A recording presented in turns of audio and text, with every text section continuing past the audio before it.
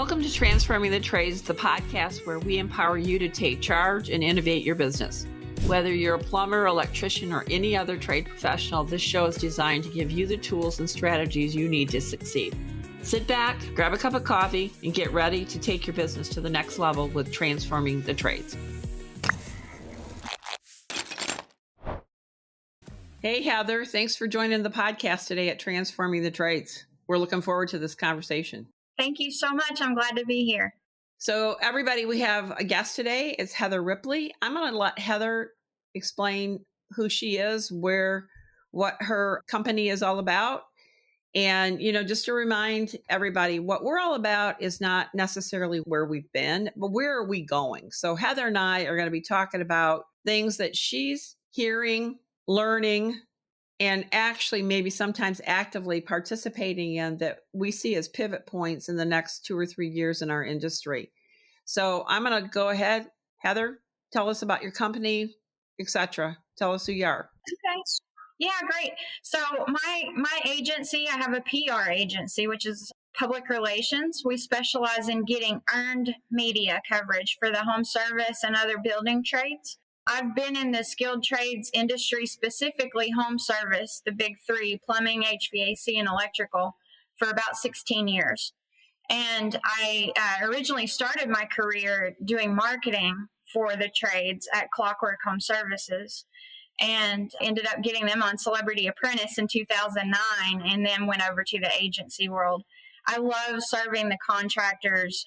We work with both contractors and B2B companies that serve the space.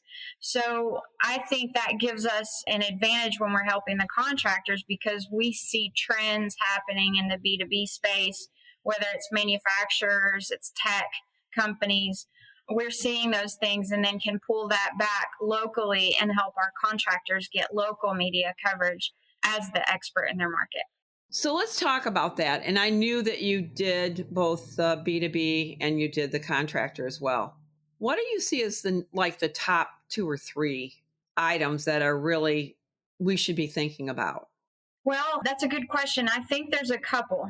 First, one of the things that we're continually monitoring even this week, we're seeing a lot of news coverage about Gen Z now skipping college to go into the trades because they want to avoid college debt and they want to make good money. And for years and years, we all know it's been hard to attract young people to the industry. We've had older people retiring out and all that knowledge of fixing an air conditioner goes away. And so you've got these companies struggling to hire green people to train them quick enough. You've got technology companies taking advantage of training and using AI tools to train technicians faster. But this is an interesting trend that we're seeing. And I think it's an awesome opportunity for local home service businesses to use PR, and stand out in the markets. If it's true that people are graduating high school and wanting a career, who are they going to go to? Do they know your company exists? Well, that's how PR can play a big part. The second thing, which I briefly mentioned, is technology's changing. We're seeing a lot of conversations online. A lot of the home service Facebook groups, we're talking about AI and, how is it going to affect the industry? Websites, there's a lot of home service companies jumping into the trend maybe a little bit early, and Google is dinging their content. We don't get into website and SEO too much, but I'm hearing those conversations out there that we don't yet know exactly how AI is going to impact the industry, but it's definitely something to watch. Well, it's kind of interesting that you just said the latter part. I want to talk about the first part as well. So if I were to take a step back, if I were an operator, there would be 2 things that I would want to make sure of, is make sure that I'm in the hunt for those new potential candidates that are looking to get into the trades.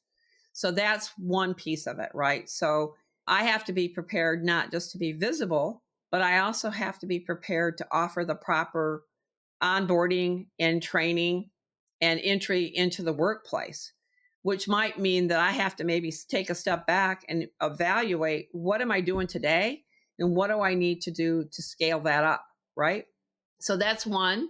And then the other one, related to AI and marketing, I think it's always lovely how this industry tends to spend a lot of money on marketing and not understand sometimes the consequences of doing the right thing and the wrong thing. But they're looking for more leads. We're very transactional, right? So before you do things like use AI in your content, understand that there's probably going to be consequences of doing that. And so let's understand more about where AI is going to deliver against what is integrity for what we need, and then understand if it's really going to help us in that area or not. And I think a lot of companies, it doesn't matter if it's our industry or not. Come on, let's be honest. They're trying to look for the silver bullet, and I don't know that there is one. Yeah, and it's AI is something that comes up in conversations probably realistically weekly for me with prospective clients, and they ask how we as an agency use AI. We're playing with it as far as headlines go. But that's about it. We're cautious of it because I know that when AI is creating content, all it can do right now is just take what's already existing out there on the internet and reuse it. And so, if you've got a blog on your website and you write a blog using AI, it's going to be 83+% plagiarized, basically. So that can ding your website and negatively impact your traffic. And so we stay away from that. We'd rather have experts, human experts writing the content, humans talking to humans. And for at least right now, that's what I would recommend as far as using AI for content creation. Well, isn't it? I've heard this, and I don't know if you know more about this or not. Isn't Google actually looking at how they watermark that? I don't know the answer to that. I'm not sure. Yeah, Google's whole premise is authority, right? So original content and so on. So it basically goes against the whole premise of having original content. So it is going to be interesting. So we are like you, we get asked about AI also. So how are we using AI in customer service and things like that? Here's what I will tell you. Actually, customer service has been around for a long time. I was at IBM and I retired in 2009. We were talking about AI and customer service at that time. So that's 15 years ago. So it's not new. What's happened with technology is that it's just gotten better, meaning it's more easily optimized. So how you use it. However, to your point, customer service, it has a role in customer service, but it doesn't have a complete role in customer service.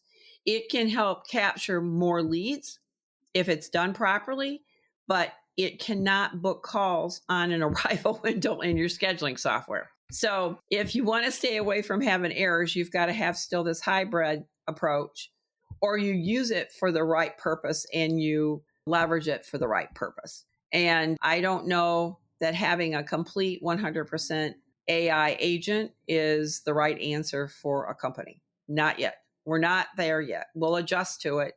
When I first started using the internet and email, it was a green DOS screen, right? So it's not that anymore. We've certainly graduated. So we're there. We're just beginning to learn how to ride the bicycle.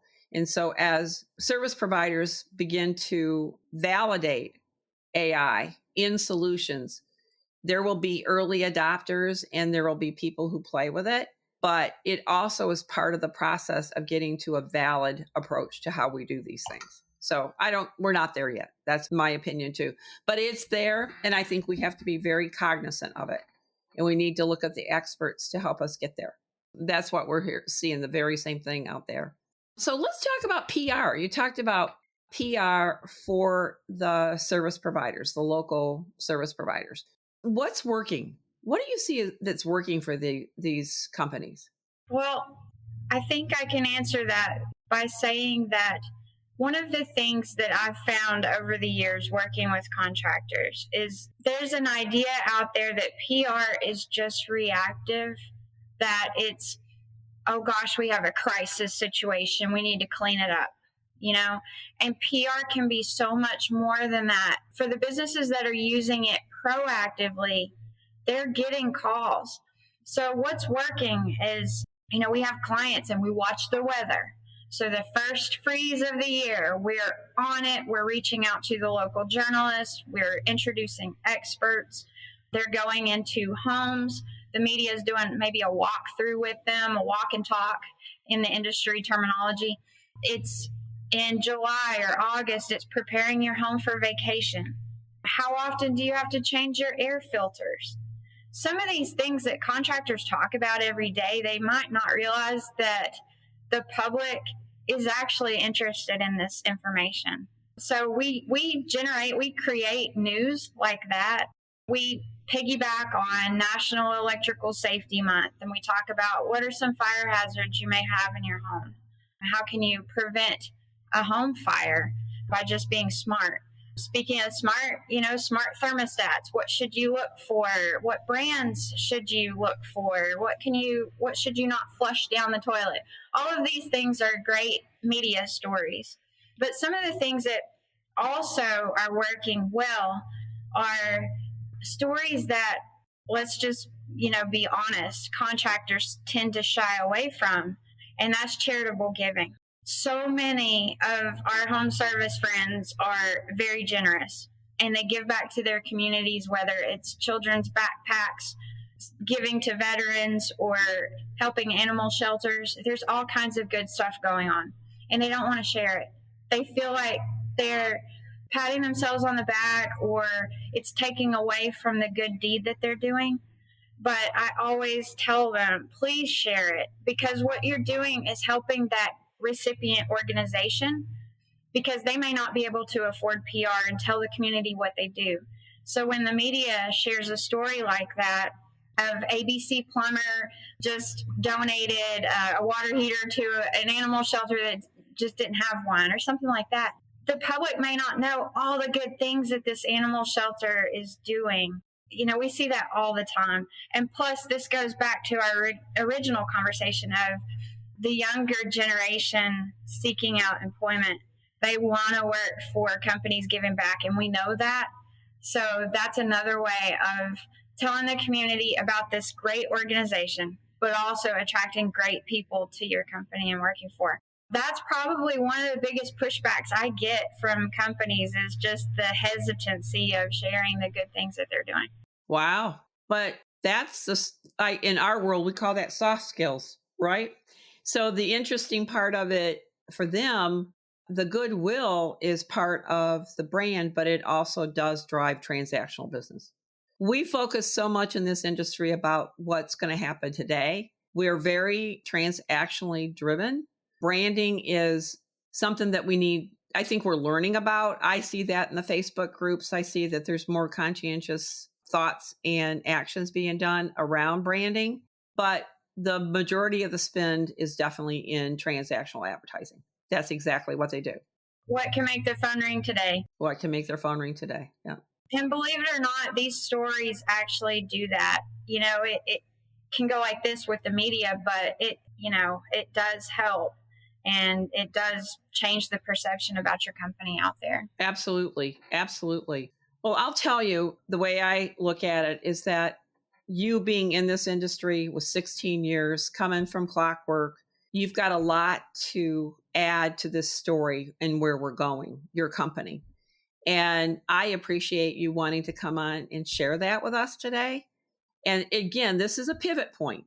So are you going to invest all your money in transactional, or are you going to invest in how you brand and how you promote, and also consider goodwill as being part of one of those key components to the contributions that you can make to the community?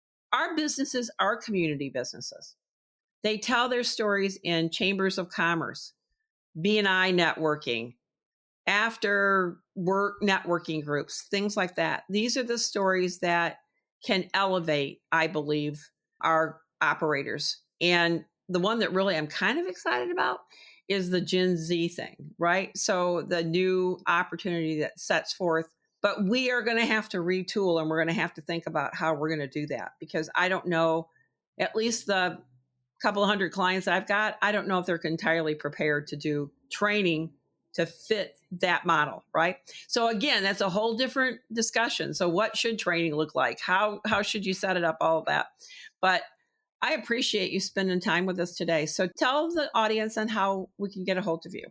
Yeah, well, thank you again for having me. I appreciate it so much. The best way is visit our website at ripleypr.com. It's RIPLEY, just like Ripley's, believe it or not. My email is hripley@ripleypr.com. And I'm happy to speak with anyone who's just curious about PR, even if they don't think they have any news. They probably do. And we could put together a good strategy for someone to achieve their goals in 2 years, 5 years, 10 years, whatever that might look like. Awesome. Reach out to Heather, everybody. Thanks a lot.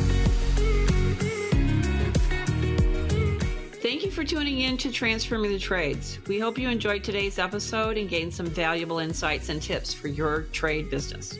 If you found this podcast helpful, be sure to subscribe and leave us a review on your favorite podcast platform. And don't forget to check out our website where you can find additional resources and information to help you grow your business.